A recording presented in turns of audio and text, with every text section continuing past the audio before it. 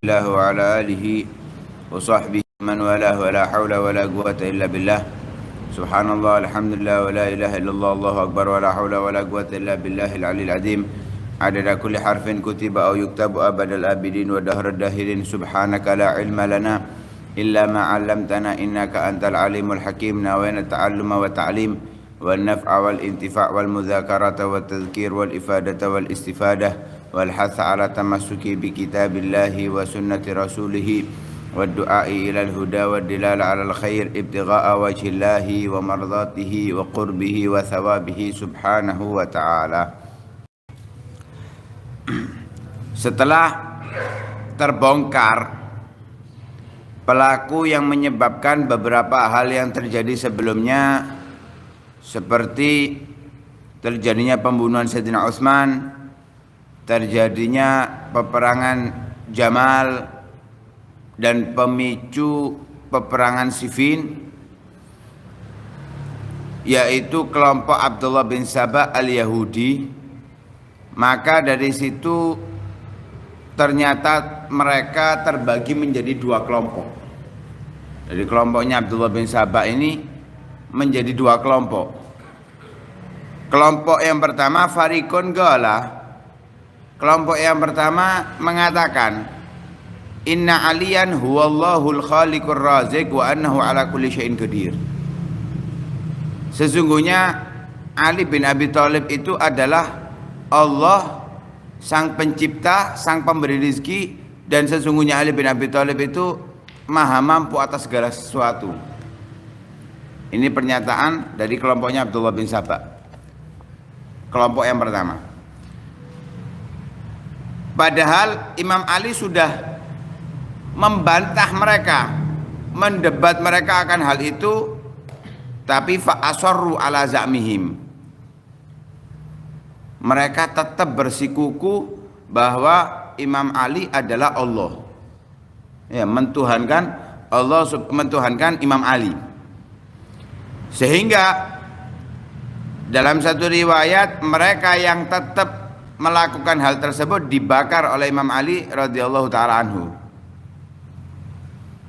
Ketika dibakar, mereka mengatakan lagi, laulam yakun aliyun huwallah ma harakahum binnar li'annahu la yuhrik binnar illa rabb. Kalau Ali itu bukan Allah, maka Ali tidak akan membakar mereka dengan api. Karena tidak ada yang bisa membakar dengan api. Tidak boleh orang membakar api kecuali dia adalah Allah. Tambah dalil wis ya. Ini kadang-kadang memang orang awam itu mengambil hukum dari perilaku ulama. Nah ini nggak boleh. Ya. Mengambil hukum itu nggak boleh dari perilakunya ulama. Lo iku kiai ini rokokan, melo rokokan. Keliru. Tidak semua perbuatan ulama, bahkan perbuatan Nabi bisa ditiru. Terkadang itu kekhususiaan untuk mereka. Ada yang mereka itu melakukan hal tersebut karena hal keadaan yang tidak bisa dia tahan. Ya ada yang namanya manusia berbuat salah.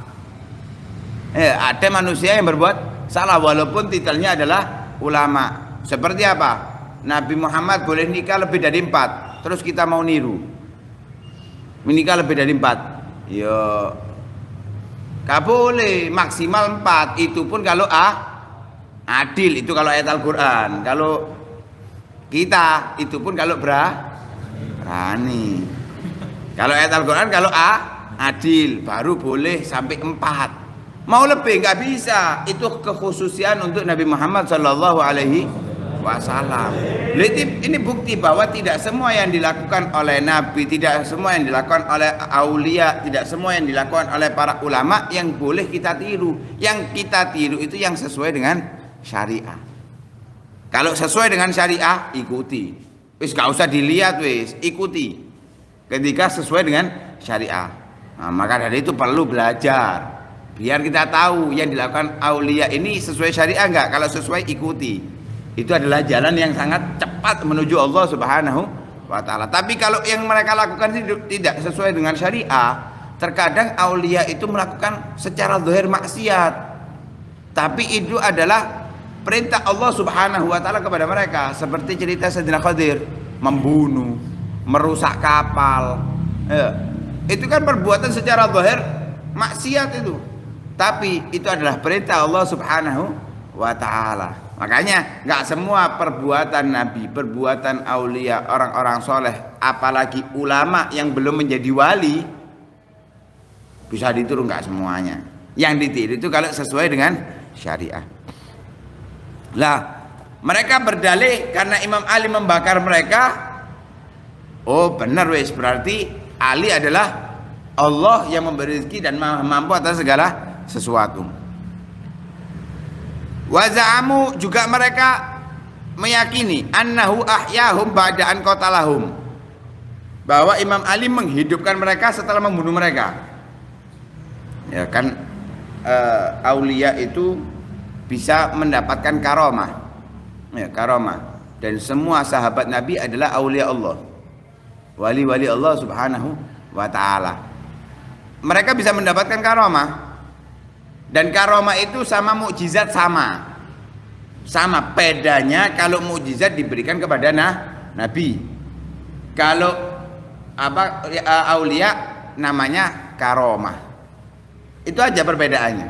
Kalau kepada aulia adalah karomah, kalau kepada nabi adalah mukjizat. Sama kemampuannya, sama. Kalau nabi bisa menghidupkan orang yang mati, aulia kalau diberikan oleh Allah karomah bisa menghidupkan orang yang mati, bisa. Berapa banyak cerita daripada aulia yang melakukan hal yang sama, ya, seperti Syekh Abdul Qadir Al-Jailani pernah menghidupkan orang mati. Caranya sama, gom biiznillah yang mereka katakan. Ternyata yang menghidupkan bukan mereka, itu adalah kemampuan, karomah, kemuliaan untuk mereka yang diberikan oleh Allah Subhanahu wa taala.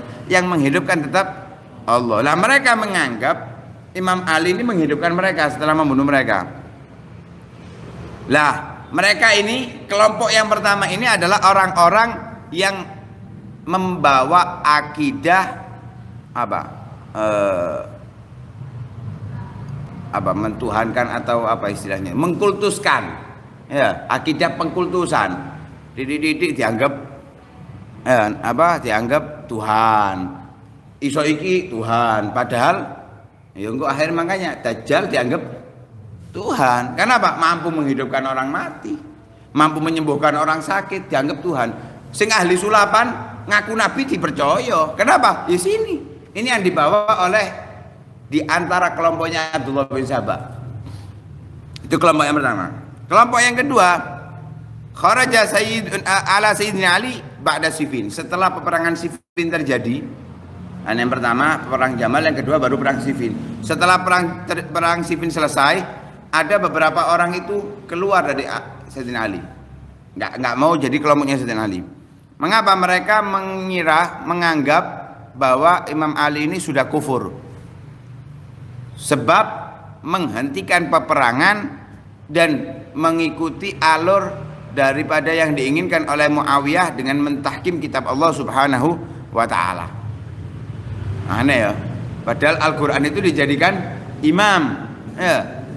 Al-Quran dijadikan imam, tapi ketika dimintai perdamaian dengan Al-Quran, Imam Ali mensetujui. Padahal sebelumnya Imam Ali dinyatakan bahwa bukan pendapatnya Imam Ali itu yang menyetujui, tapi kebanyakan dari kelompoknya Imam Ali menyetujui. Imam Ali ngikut yang banyak, mengikuti yang banyak.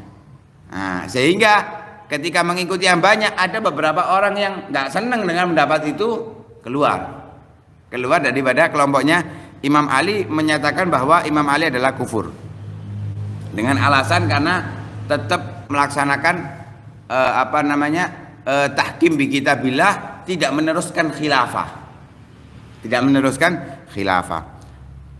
Sehingga di antara mereka ini yang mengkafirkan Imam Ali, ada juga yang mengkafirkan 3 khulafaur rasyidin sebelumnya, Sayyidina Abu Bakar, Sayyidina Umar, Sayyidina Utsman. Jadi sekarang kita mulai sadar ya. Jadi kalau ada orang yang mengkafirkan mereka, berarti ini termasuk kelompok yang keluar dari jalurnya Imam Ali.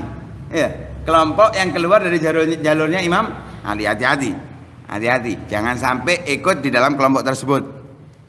Bahkan termasuk membunuh salah satu tabi'in yang mulia, yaitu Abdullah bin Hubab atau bin Habab, yang mana Abdullah bin Habab ini adalah orang yang memuji keempat Khulafaur Rasyidin.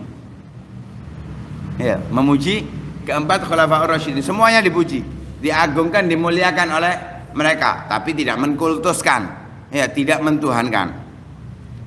Bahkan saking sadisnya, istrinya Abdullah bin Hubab itu dibelah perutnya. Ya. Apa kalau bahasa kita itu dia apa? Dimutilasi. Istrinya tiga perempuan di daerah Tayyib namanya dibunuh.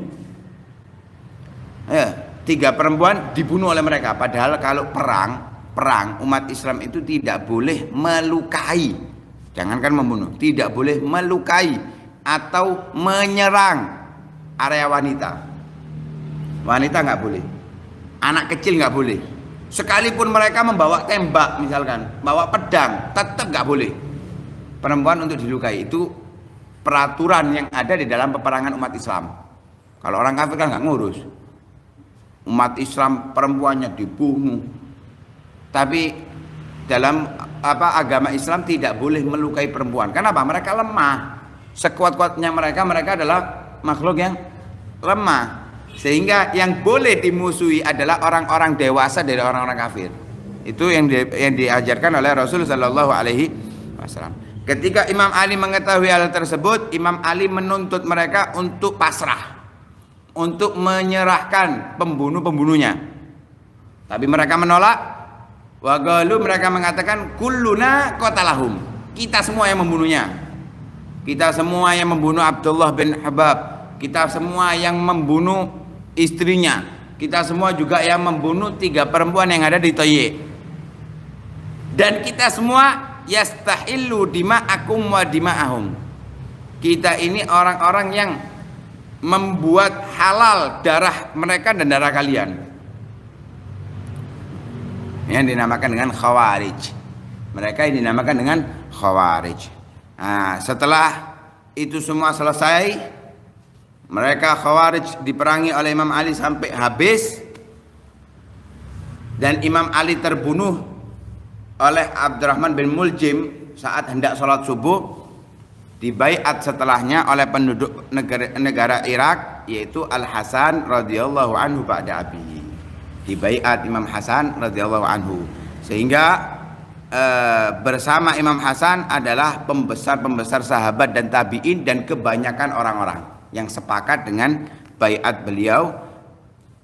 Dan itu menjadi nyata apa yang disabdakan oleh Rasul sallallahu alaihi wasallam tentang cucunya, inna ibni hadza sayyidun wa la'allallahu an yusliha bihi baina ta'ifataini 'azimataini minal muslimin. Putraku ini adalah seorang pemimpin dan mudah-mudahan Allah mendamaikan sebabnya 2 kelompok yang besar dari umat Islam.